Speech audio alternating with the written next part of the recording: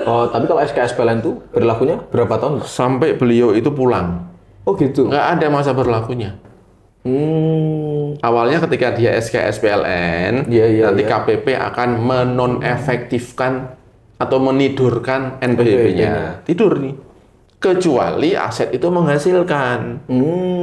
Menghasilkan artinya apa? Sumber penghasilan dari Indonesia. Halo rekan Emenko, selamat datang kembali di podcast kami, podcast Saring Pajak Emenko yang akan membahas terkait dengan perpajakan dan isu-isunya. Oke, kali ini saya sudah mendatangkan salah satu narasumber kita, yaitu seperti biasa Pak Nurholis. Tepuk tangan dulu untuk Pak Nurholis. Gimana kabarnya Pak Nurholis? Alhamdulillah, tos dulu nih. Oh, siap. Udah lama nggak jumpa nih ya. Siap Pak. Ini kali ini kita pakai setup yang baru Pak. Boleh, silahkan. Saran dari teman-teman ini biar lebih ngobrolnya lebih oke gitu Pak. Kurang kopinya nih kita ya. Wah, iya nih Pak. Baik. Kopi kalau kan. Oke, jadi gini Pak, kali ini tuh saya membawakan ide podcast itu dari teman-teman yang sudah komen nih di kolom komentar Pak. Salah satunya ini saya sebutkan boleh nggak Pak ya? Boleh, silakan, nggak apa-apa. Salah satunya itu kalau saya nggak salah tuh Pak Oscar David. Nah itu beliau menuliskan ada 3 pertanyaan Pak. Nanti kita akan ulik lebih dalam terkait dengan pertanyaan Pak Oscar David ini. Mungkin dari pertanyaan yang pertama nih Pak dari beliau gitu kan, atau mungkin dari pertanyaan yang lainnya dulu nih Pak. Karena ini kayaknya lebih apa namanya ya? Karena langsung terkait dengan podcast yang lalu. Karena podcast yang sebelumnya itu kan kita membahas tentang SPLN ya Pak ya. Ya, subjek pajak luar negeri ya. Betul. Dan kesaktian SKSPLN-nya itu Pak. Nah itu saya sempat membaca di kolom komentar tuh ada orang yang meragukan kesaktian SKSPLN ini Pak. Karena kan kalau kata Pak Nur, wajib pajak yang bekerja di luar negeri kalau misalkan beli aset aman. Asalkan punya SKSPLN gitu kan ya Pak ya, kalau saya nggak salah ya. Nah itu apakah memang segampang itu gitu? Maksudnya kantor pajak emang kalau misalnya dikasih, saya punya SKSPLN, semua selesai gitu. Apakah memang seperti itu Pak? Ya, baik ya. Jadi ini kembali ke materi podcast sebelumnya. Intinya adalah seseorang akan dianggap subjek luar negeri kalau keberadaannya di Indonesia kurang dari 183 hari. Ini undang-undang menjamin bahwa orang yang keberadaannya di Indonesia lebih kecil, lebih rendah, ya lebih jarang dibanding keberadaan dia di luar negeri di suatu negara, maka Indonesia nggak memiliki hak pemajakan lagi. Ditandai dengan statusnya dia berubah. Secara undang-undang, secara hukum status otomatis berubah. Secara hukum, ya. Nah, cuman untuk secara administratifnya harus ditambah dengan pengurusan SKSPLN. Aturan ini baru ada 2 November 2020. Ini untuk memberikan kepastian hukum sebetulnya. Karena sebelumnya nggak ada jaminan hukum sama sekali. Orang yang keluar negeri begitu, lalu dia beli aset di Indonesia, dia nggak punya kartu truf ya, yang untuk menghindari kewajiban pajak di Indonesia. Mereka harus membuktikan nih paspornya nih, saya sekian hari di Indonesia, ke Singapura, kemudian pindah ke Thailand, balik lagi ke Indonesia, itu harus hitung-hitungan angka di situ. Harus pembuktian berapa lama dia berada di Indonesia, berapa lama di luar Indonesia. Dulu sangat merepotkan. Nah, mulai 2 November 2020 dibuatlah satu aturan untuk menghindari sengketa-sengketa seperti ini. Wajib pajak harus mengajukan itu. Di awal dia udah mengajukan dulu sebelum dia belanja, dia ajukan dulu. Ketika sudah memenuhi syarat, dia sudah melewati 183 hari di luar negeri, dia uruslah di surat sakti itu. Memang namanya pengurusan administratif itu kan panjang ya. Cuman ini simpel sekali. Kita nggak perlu hadir di Indonesia. Semua by online, by surat ya, bukan online ya, surat ya. Nggak usah datang orangnya. Suratnya datang, dilampiri dengan dokumen, sudah diproses 1 bulan selesai. Langsung jadi. Dapatlah kita surat itu. Dan ini akan menjadi jaminan hukum buat WNI yang ada di luar negeri. Ketika disentil pajak, kamu punya aset nih, kasih aja suratnya. Pak, saya SKSPLN, saya nggak punya kewajiban pajak di Indonesia. Kecuali aset itu menghasilkan. Menghasilkan artinya apa? Sumber penghasilan dari Indonesia, mencangkulnya di Indonesia. Nah, nanti akan inline dengan pertanyaan yang 3 tadi, Mas. Oh, ya, oke. Ada pertanyaan. Nah, saya pernah punya kasus, Mas Fadil. Iya. Zaman sebelum ada SK SPLN. Ya, saya punya klien dari Malaysia. Dia bekerja di Malaysia. Beli aset lah dia di Indonesia sebelum berlakunya SK SPLN. Oke. Beli aset. Nah, ketika beli aset, kantor pajak kan tahu tuh dari datanya para pengembang yang lapor SPT PPN. Ketahuan nih loh, kamu beli apartemen nih 3 miliar. Disuratilah orang ini ke rumahnya. Ya jelas nggak sampai orangnya di Malaysia. 9 tahun di Malaysia. Ya suratnya ya datang-datang aja. Karena dianggap nggak kooperatif, berkali-kali nggak ada jawaban, langsung surat pemeriksaan. Diperiksa pun nggak ada orangnya. Karena pemeriksa ada batas waktunya pemeriksaan itu, maka keluarlah SKP kurang bayar. Jadi atas pembelian aset itu dianggap penghasilan tambahan dia. Ya, kekayaan neto yang belum dihitung pajaknya. Itu objek pajak di pasal 4 ayat 1. Dihitunglah itu. Ketemulah pajak sekitar 700-800 juta SKP-nya. SKP dikirim lagi ke rumah itu. Nggak ada yang nerima. Pas mudik, beliau lihat nih, loh ada amplop coklat ini. Dibukalah amplop itu, lah kaget beliau. Surat tagihan pajak, pajak yang masih harus dibayar, 800 juta. Kaget dia. Apa salahku? Begitu. Ya kan? Iya. Nah, akhirnya kita harus repot. Dia nggak punya selembar bukti kartu truf yang surat sakti tadi. Dulu belum ada aturan itu. Maka akhirnya dia harus berproses ke keberatan. Di keberatan dia harus buktikan semua paspornya, surat-surat izin kerjanya, dia kontrak di sana berapa lama. Izin kerjanya, semua diberikan semuanya. Waktunya 12 bulan untuk memproses itu. Betapa repotnya. Nah, untuk menghindari kerepotan-kerepotan ini, walaupun ujungnya juga akhirnya keberatannya dikabulkan. Karena undang-undang mengatakan melebihi 183 hari keluar Indonesia, Indonesia menyerah. Harus merelakan hak pemajakannya. Kecuali asetnya disewakan, hasil sewanya harus bayar di sini. Tapi ada sumber uangnya, nggak boleh ambil. Wong sumbernya dari sana, Malaysia. Nyangkulnya di Malaysia. Ya, akhirnya selesai walaupun harus berjuang berdarah-darah, ya kan? Iya. Walaupun pakai konsultan ya, tapi tetap beliau berdarah-darah kan pulang balik kan? Iya. Ya. Nah sekarang ada surat sakti itu. Ya. Dengan surat sakti kita pun sudah pernah punya pengalaman di Bandung, orang Arab Saudi juga. Begitu dia mau kenakan pajaknya, kita kasih surat sakti. Selesai begitu saja. Anda subjek luar negeri. Sudah ada kepastian hukum, Anda hak pemajakannya bukan di Indonesia. Arab Saudi yang berhak di sana, Qatar yang berhak, Malaysia yang berhak. Itulah kesaktian dari SK SPLN. Ya, memang kalau repot ada kerepotannya, tapi nggak serepot kalau perjuangannya seperti yang masa lalu itu. Yang Malaysia itu, Pak. Yang Malaysia itu. Tapi alhamdulillah bersyukur itu bisa selesai. Ya, tapi harus dengan pembuktian. Keringat, darah, dan air mata begitu ya. Nah, capek juga bolak-balik Malaysia. Bolak-balik Malaysia. Ya, jadi alasan sering mudik. Ya, senang orang tuanya. Gitu Mas Fadil. Oke. Berarti ini sakti banget ya, Pak ya. Jadi bisa menghindari keributan yang awal tadi seperti di Malaysia. Iya. Ini dari mana sumbernya? Bisa menyulap uang dari 800 jadi 0. Wah, luar biasa kan? Luar biasa ini, Pak. Mantap. Berarti itu teman-teman ya, jangan meragukan kesaktian SK SPLN. Oke, dan ini udah nyambung tadi ya, Pak ya, dari pertanyaan Pak Oscar yang pertama itu ya. Pak Oscar juga menanyakan tadi terkait dengan kalau punya aset di Indo, kita disewakan, nah itu apakah penghasilannya kita dipotong, disetor dan dilaporkan? Tadi kan sudah dijawab ya, Pak ya. Berarti itu dipotong ya. PPh di dalam negeri. Nah, pertanyaan dipotong atau bayar sendiri? Kalau yang nyewa itu pemotong atau badan, dia dipotong. Oh iya. Tapi kalau yang nyewa tetangganya, Pak RT, orang pribadi, kan nggak boleh motong. Iya sih, betul Pak. Nah, terus memang permasalahannya adalah gimana cara bayarnya, gitu. Karena begitu dia bayar dengan NPWP dia, aktif lagi itu. NPWP-nya. Awalnya ketika dia SK SPLN, nanti KPP akan menonefektifkan atau menidurkan NPWP-nya. Tidur nih. Ya. Nah, ketika dia punya penghasilan di Indonesia nih, dia udah pegang nih SKSPLN nih. Tapi di Indonesia punya aset dan disewakan.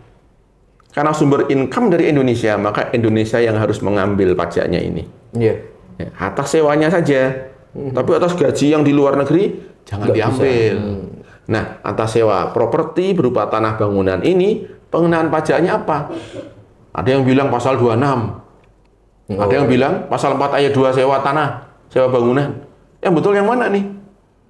Yang betul adalah ya di dalam tax treaty perjanjian penghindaran pajak berganda kita Indonesia dengan negara luar ya, mau Singapura, Malaysia, Australia, pengenaan pajak atas properti yang dimiliki oleh subjek pajak luar negeri itu dikenakan di mana properti itu ada. Jadi undang-undang tax pajak, tax treaty memberikan kewenangan nih. Indonesia punya hak hanya atas properti yang ada di Indonesia, yang ditinggal oleh WNI sana. Nah pertanyaannya, yang bayar pajak siapa ini? Gimana cara bayar pajaknya? Iya. Ya kan? Kalau badan misalkan PT ABC nyewa asetnya beliau, potong pasal 4 ayat 2, selesai 10%. Iya. Nah permasalahannya adalah dia bukan subjek dalam negeri. Yang nyewa Pak RT misalnya, kan dia harus bayar sendiri tuh pasal 4 ayat 2-nya. Iya. Bayar sendiri. Bisa nggak? Ya bisa saja. Caranya gimana? Bayar, lalu kan otomatis NPWP-nya aktif lagi nih. Iya. Nah, setelah aktif lagi, kita ajukan lagi non-efektif. Oh. Yang penting kewajiban bayarnya sudah dilakukan. Setelah itu, mengajukan non-efektif. Nggak perlu mengajukan SK SPLN lagi. Ini masih berlaku. Oh, oke. Yang harus diurus adalah non-efektif itu harus diurus lagi. Karena udah aktif lagi. Nah, kan, begitu Pak? bayar, sistem otomatis mengaktifkan. Oh, ini hidup ini. Wajib pajak yang hidup ini. Otomatis aktif. Iya. Gitu. Oh, tapi kalau SKSPLN itu berlakunya berapa tahun, Pak? Sampai beliau itu pulang. Oh, gitu. Nggak ada masa berlakunya. Kalau pas pulang nanti di Indonesia, baru pas mau keluar negeri lagi urus lagi. Ya, ngurus lagi. Ketika di Indonesia pulangnya nggak sampai melebihi 183 hari, nggak usah ditutup. Oh, iya. Dia belum wajib di Indonesia, wajib pajaknya dia di luar negeri. Oh, oke, Ya, oke, Pak. Oke. Kita lanjut ke pertanyaan berikutnya, Pak. Boleh. Tadi kan udah menjawab Siap. nih. Silahkan. Oke, yang kedua itu pertanyaannya itu ketika suami di luar negeri itu lebih dari 183 hari. Suaminya ya. Suaminya, Pak. Oke. Kemudian ada istri dan anak di Indonesia, dia punya usaha nih, Pak. Oke. Punya usaha dagang Ya. di Indonesia. Nah, ini apakah suami itu tetap harus mengajukan SKSPLN dan usaha istri ini apakah dilaporkan juga di negara suaminya itu bekerja? Oke, Mas Faril. Jadi yang namanya pajak penghasilan itu adalah pajak subjektif. Oke. Kenapa disebut subjektif? Karena tergantung subjeknya. Ketika ada suami, ada istri, ini kan dua subjek yang berbeda ya. Kalau di Indonesia, ini jadi satu karena subjek dalam negeri semuanya. Tapi ketika dia satunya di luar nih suaminya, maka ini menjadi subjek pajak tersendiri. Dia tetap harus ngurus SKSPLN untuk penghasilan dia supaya nggak kena di Indonesia.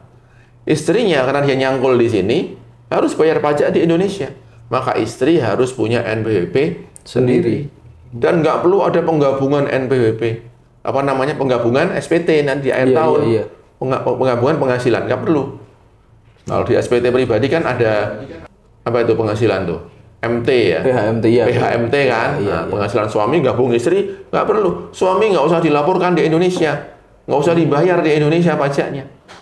Istrilah yang dari usaha itu yang harus membayar pajaknya sendiri, maka istri harus punya NPWP sendiri.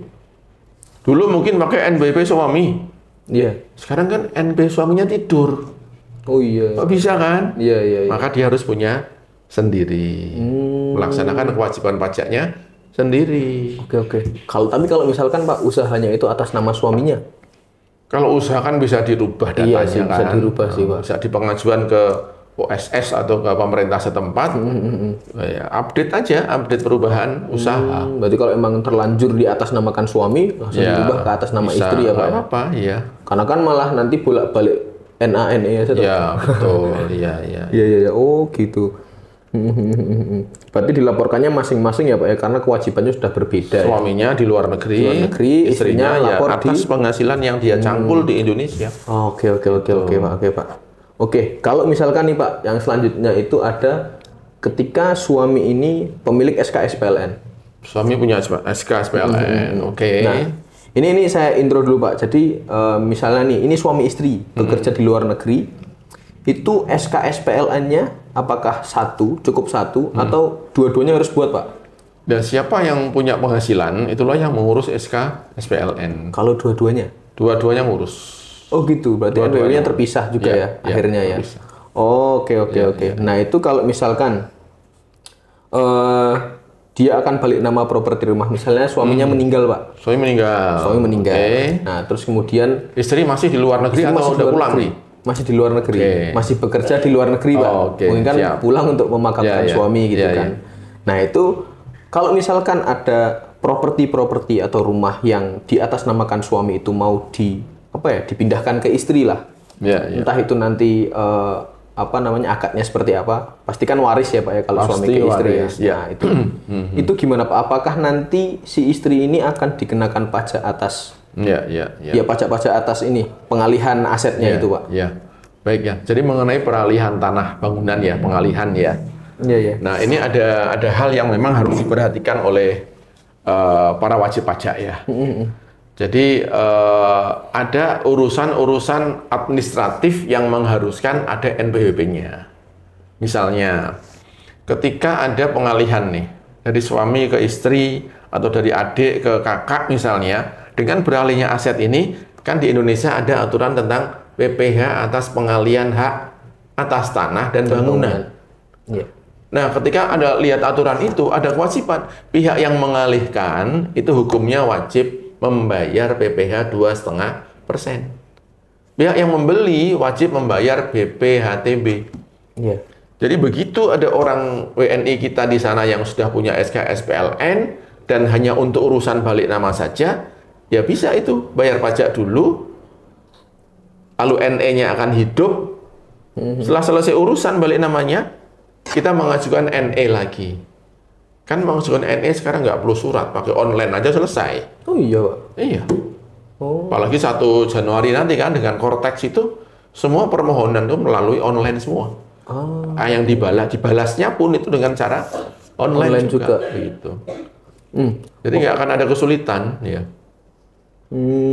Oke, menarik Pak. Berarti kalau waris kan apakah maksudnya kan tidak ada penjualan di situ toh Pak? Tapi pengalihan, dan maksudnya tidak ada keuntungan juga kan? Ya, betul. Jadi tapi tetap dikenakan 2,5% itu atas. Ya, jadi ketika pengalihan tanah dan bangunan, pengalihan ya, kata-katanya bukan penjualan, tapi pengalihan. Mengalih itu bisa karena dijual, karena diberikan gratis, disumbangkan, atau karena warisan atau hibah. Ya, betul. Nah, di aturan itu ada pengecualian. Ada pengecualian si pengalih ini tidak perlu bayar PPh 2,5%. Salah satunya adalah ketika pengalihan terjadi karena akadnya waris. Itu mendapatkan pembebasan menjadi 0. Nggak perlu bayar pajaknya. Tapi kan tetap urusan administrasinya harus jalan. Tetap ada ya. Harus ada. Karena dia harus mengurus SKB biar warisan nggak kena PPh, kan harus hidup dulu dia NPWP-nya. Jadi non-efektifnya otomatis tercabut. Urusan selesai, kita non-efektif lagi tanpa perlu ngurus SKSPLN lagi. Untuk si suami. Untuk si istri dong, kan suami udah meninggal. Ya? Iya. Itu ngurus surat kematian kalau meninggal. Gitu ya. Begitu. Supaya bisa waris ya. Waris nggak kena pajak gitu ya. Tapi harus ada urusan di situ. Kalau BPHTB juga ada fasilitas, tapi potongannya hanya 50%. Oke, kurang lebih begitu Pak Oscar David ya. Semoga ini membalas. Ini Pak Oscar ya. Apa kabar Pak Oscar ya? Semoga bisa mencerahkan menjawab nih tanpa takut ya.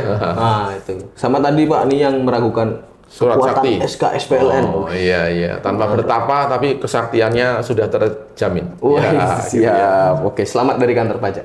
Gitu ya. Baik. Oke, siap. Terima kasih Pak Nurholis atas waktunya. Mas Fadil. Ini sangat membantu sekali. Semoga Pak Oscar David juga puas. Atau mungkin kalau Pak Oscar juga mau menanyakan lagi di kolom komentar, silahkan. Atau teman-teman yang lain. Mungkin kalau ada yang punya masalah bisa. Nanti kita buatkan lagi ya podcastnya. Komen di bawah. Nanti kita buatkan kontennya. Oke, siap. Terima kasih Pak Nur. Sama-sama. Oke. Selamat siang teman-teman. Ya.